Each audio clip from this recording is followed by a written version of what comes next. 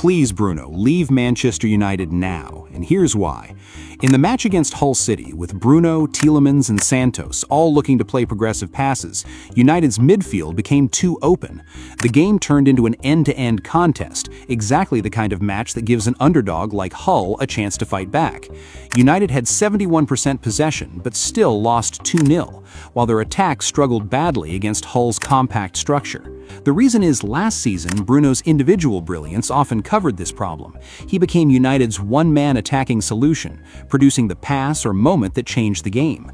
But against Hull, that magic wasn't there. Bruno managed just 3 key passes, completed 84% of his passes, and he had only 2 successful crosses and 4 accurate long balls. Those numbers show exactly where United's attack struggled. His familiar long passes and attacking deliveries failed to break Hull's defensive block.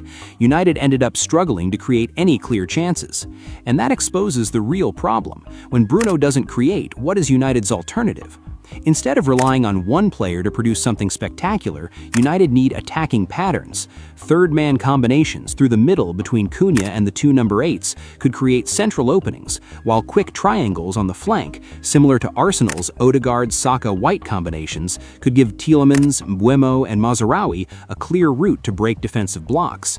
However, as long as United keep waiting for Bruno to save them, they will never find other effective ways to attack. And if United really want to stop relying on Bruno Fernandes, the first step is to let him go. You think Bruno Fernandes is one of the best players in the world? So how do you explain this, and many more of them? Well, you now should be afraid, because giving him a new contract is a big loss for United. Here's why. At 31, Bruno is entering the stage of his career where the physical decline becomes a real concern, and a new 3- or 4-year contract would take him well into his mid-30s. That matters because his game is built on intensity. He presses, makes constant runs into the box, and plays high-risk passes. If his speed and durability decline, some of his biggest weaknesses could become even harder for United to hide. And those weaknesses are already there. Bruno loses around 5.01 balls in his own half per game, putting him around the 96th percentile for this negative metric. For United, those turnovers can immediately expose the midfield to counterattacks. His passing style creates another problem. Bruno wants to force the game forward, which makes him dangerous, but it also makes United's possession less secure. He averages only around 82–83% pass accuracy, while his tendency to play risky passes can break attacks before they develop. Then there's his positioning. When Bruno plays deeper, he frequently leaves his position to chase the next attack. That can create huge gaps in front of the defense. His pressing can also become disjointed, and his 1v1 defending is not reliable enough to consistently clean up those spaces. So the question isn't whether Bruno is good enough today, it's whether Manchester United should commit a massive contract to a 31-year-old midfielder whose high-risk passing, positional discipline, and defensive weaknesses could become even more costly over the next 3 or 4 years. That's a risk United don't deserve to take at all. Believe it or not, Arsenal are not playing haram ball anymore. Last season, Arsenal were more comfortable defending a lead in a compact 4-4-2 block. Now Arteta can shift them into a hybrid 4-2-4, with Havertz and Odegaard leading the press. The extra forward gives Arsenal 4 players to press the opposition's back line, while 2 midfielders stay behind to protect the center. So when the ball is played backwards, Arsenal can press aggressively, win the ball back, and counterattack. In possession, the structure is still a 3-2-5, but the movement is much more flexible.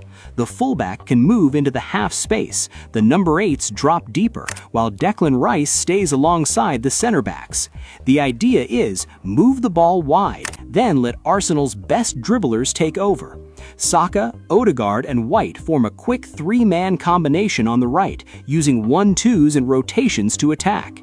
And once Arsenal reach the final third, things get even more interesting. Instead of staying wide, both Saka and Tzolis often move into the half space in central areas.